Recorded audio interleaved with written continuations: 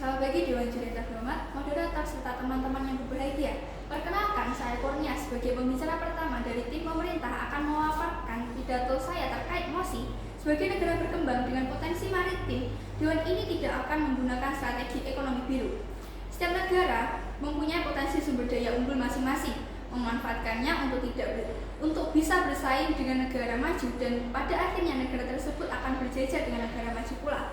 Pada saat ini, Indonesia sebagai negara kepulauan dengan keanekaragaman alam bawah laut membuat banyak negara tertarik untuk mengelolanya, dan negara sendiri pasti akan menerima tawaran tersebut karena berbuah uang yang besar dan mengeratkan kerjasama antar beberapa negara asing. Negara berkembang yang kami maksud di sini ialah negara yang standar penduduknya masih di bawah dari negara maju. Strategi ekonomi biru ialah salah satu terobosan yang menerapkan fokusan mengelola keanekaragaman laut di suatu negara yang masih berkembang di Indonesia. Pendirian kami tentu saja menolak pemerintah menggunakan strategi ekonomi biru jika demi memperkuat pembangunan ekonomi. Titik pembebanan pada MOSI kali ini yaitu apakah langkah pemerintah saat ini ialah langkah yang tepat, apa yang didapatkan oleh masyarakat dengan diterapkannya ekonomi biru. Mekanisme yang kami tawarkan ialah pemerintah harus mengelola potensi yang ada di Indonesia dengan tidak membebankan segala bentuk sumber daya alam maritim sehingga pembangunan akan terlaksanakan dengan tertata. Tentu saja kami memiliki tujuan jika mekanisme tersebut terlaksana, agar negara juga tidak membuang-buang peluang di sektor lain. Dengan begini, kekayaan maritim yang dipunya akan terjaga dengan baik. Masuk argumen saya memiliki 2 poin. 1. Penerapan strategi ekonomi biru tidak menjamin laut akan baik-baik saja.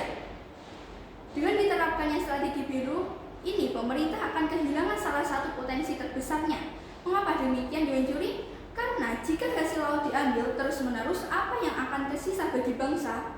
Mereka juga memiliki hak untuk merasakan apa yang dipunya oleh laut.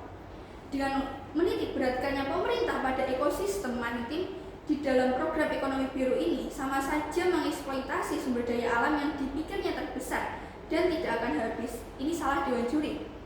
Karena segala macam bentuk yang ada di alam pasti akan habis pula. Bagaimana mungkin laut yang sangat dilindungi oleh penduduk pesisir dirusak begitu saja oleh pemerintah karena dirasa sangat menguntungkan bagi negara? Saat ini pun laut di Indonesia tidak baik-baik saja, Dewan Juri.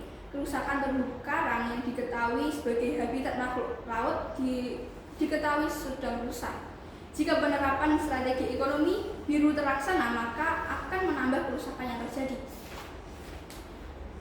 Kedua, masyarakat tidak merasakan hasil yang diberikan oleh alam tersebut. Dewan Juri yang terhormat, masyarakat mempunyai hak untuk merasakan hasil laut. Mengapa ekonomi biru tidak menguntungkan bagi masyarakat? Karena dengan diterapkannya ekonomi biru, pemerintah lebih memperdulikan keuntungan penerapan ekonomi biru dengan mengambil hasil laut terus-menerus dan dieksplor keluar alih-alih salah satu cara untuk meningkatkan pembangunan ekonomi dari devisa ekspor. Jika pemerintah ingin meningkatkan pembangunan, mengapa tidak pemerintah juga melihat potensi masyarakat UMKM? Dengan begini, masyarakat juga ikut serta terlibat dengan pembangunan negeri. Dewan Juri yang terhormat, seperti yang diketahui bahwa di pesisir laut atau di laut merupakan salah satu banyak orang yang berprofesi sebagai nelayan. Jika kita mengambil hasil laut yang ada di sana, maka apa yang akan dilakukan oleh nelayan tersebut? Oleh karena itu, nelayan tidak akan kehilangan pekerjaannya dalam mencari ikan. Maka dari itu, sebagai negara berkembang, penerapan ekonomi biru merupakan langkah kurang tepat yang diambil oleh pemerintah. Sekian, terima kasih.